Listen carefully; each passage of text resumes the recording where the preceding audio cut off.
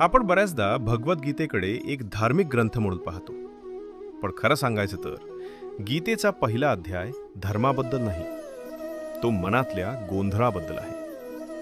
हा अध्याय त्या क्षणाबद्दल आहे ज्या क्षणी सगळं तयार असतं पण आतून काहीतरी अडतं.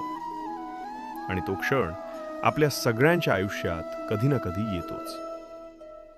कुरुक्षेत्रावर युद्धासाठी सगळं सज्ज झालेलं आहे. दोन्ही बाजू उभ्या आहेत, शंख वाजतात. युद्ध सुरू व्हायच्या आधीचा तो शेवटचा क्षण. तेव्हाच अर्जुन कृष्णाला सांगतो, माझा रथ दोन्ही सैन्यांच्या मध्ये ने.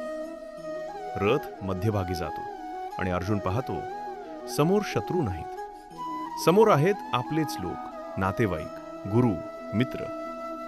तेव्हा अर्जुनच्या मनात भीती येत नाही, राग येत नाही, आपुलकी येते. आणि हीच आपुलकी त्याला आतून हादरवते. अर्जुन कमजोर होता का? नाही, तो भित्रा नव्हता. तो आयुष्यभर युद्ध लढलेला एक महान योद्धा होता. पण त्या क्षणी त्याचं मन अडकलं होतं. अर्जुन सांगतो, माझे हात थरथरत आहेत, माझं तोंड कोरडं पडतंय, माझं शरीर थकतंय, माझं धनुष्य हातातून निसटतंय. हे ऐकताना आपल्यालाही ओळखीचं वाटतं. मोठा निर्णय, महत्वाची भेट, कठीण निवड. शरीर तयार असतं पण मन मागे ओढत असतं. अर्जुन असं म्हणत नाही की मला युद्ध जिंकायचं नाही.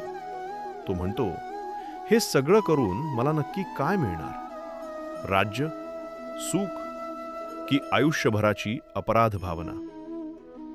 इथे अर्जुन कर्तव्य विसरतो आणि भावनेत अडकतो. जेव्हा भावना जास्त होतात तेव्हा योग्य आणि अयोग्य धूसर होतात. आपल्यालाही वाटतं थांबलेलं बरं, आत्ता निर्णय नको, काहीतरी वेगळंच करूया. पण गीतेचा पहिला अध्याय एक गोष्ट दाखवतो, थांबणं हेही एक निर्णयच असतो.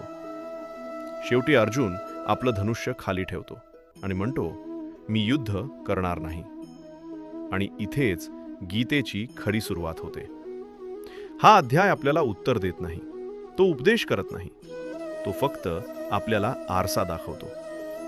गोंधळ होणं चुकीचं नाही, मन थांबणं चुकीचं नाही, पण त्या गोंधळात आपण काय करतो ते पुढचं आयुष्य ठरवतं.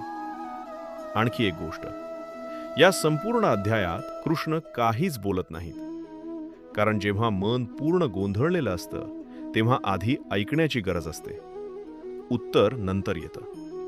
म्हणून गीतेचा पहिला अध्याय उत्तर देत नाही, तो फक्त एक प्रश्न विचारतो. आणि कधीकधी योग्य प्रश्न सापडणं हेच पहिलं उत्तर असतं.